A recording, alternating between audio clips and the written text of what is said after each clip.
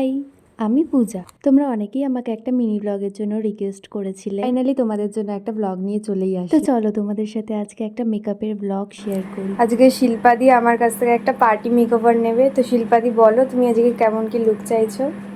আমি একটু নিউডের ওপরই চাইছি, আর তারপর তুমি যেরকম পারো আমাকে যেটা আমার স্কিন টোনে যাবে সেইভাবেই করবে। তোমরা তো শুনলে দিদি কেমন লুক চেয়েছিল, এবার দেখা যাক ফাইনাল লুক। দিদির ফাইনাল লুক বলো কেমন লাগলো সেজে? ভীষণ সুন্দর সাজিয়েছে, মানে এত সুন্দর সাজিয়েছে, মানে আনএক্সপেক্টেড।